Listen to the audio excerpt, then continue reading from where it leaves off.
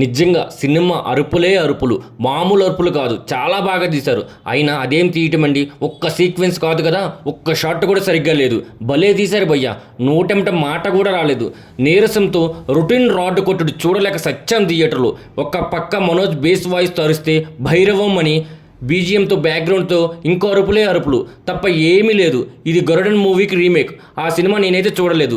చూసిన వాళ్ళు ఎవరైనా ఉంటే భైరవంపై మీ ఒపీనియన్ ఏంటో చెప్పండి. నేనైతే ఒక తప్పు చేశాను భయ్య, అదేంటంటే భైరవం టికెట్ తీసుకున్నా కానీ అమృతాంజన్ ఎందుకు తీసుకెళ్ళలేదని. ఎగ్జాక్ట్గా చెప్పాలంటే సినిమాలో ఒక్క సీక్వెన్స్ కానీ ఒక్క షాట్ కానీ ఎలా ఉండకూడదు, ఎలా చెయ్యకూడదు, ఎలా ఎగ్జిక్యూటివ్ చెయ్యకూడదు అనే దానికి ఏదైనా బుక్ రాస్తే భైరవం లిస్టులో వేసేయచ్చు. క్రియేట్ చేసిన ప్రతి సీన్, రాసుకున్న ప్రతి పోర్షన్ ఫోర్స్డ్గానే ఉన్నాయి. ఒక్కటంటే ఒక్కటి కూడా సోలో న్యాచురల్గా అనిపించలేదు. ఇద్దరు ఫ్రెండ్స్కి నాన్ సింగ్లో 2 ఇంట్రో ఫైట్లు పెట్టి అమాయకంగా ఇరిగించామనే ఎక్స్ప్రెషన్తో హీరోతో కొన్ని సీన్లు వేసి హీరోయిన్తో ట్రాక్ వేసే గ్యాప్ దొరికితే ఇప్పుడు కొంచెం సీరియస్ అనే పేరుతో విలన్ గ్యాంగ్ మీద అరుపులు పెట్టి థియేటర్లో నిద్రపోతున్న వాళ్ళంతా లేస్తారు. ఇంటర్వెల్లో ఏదో ఒకటి వేసి ఏదో ఒకటి కోసే కాసేపు ప్రేమ, ఆప్యాయత, అన్న, అక్క, చెల్లి, బంధం, బాంధవ్యం అని కొన్ని సీరియల్ డైలాగ్స్తో సీరియల్ టైప్ షార్ట్స్ వేసాయి. తోటలోకి తీసుకువెళ్ళి తాళతో లాగై మళ్ళీ గ్యాప్ దొరికితే హీరోయిన్తో ఇక చివరికి వచ్చేసింది.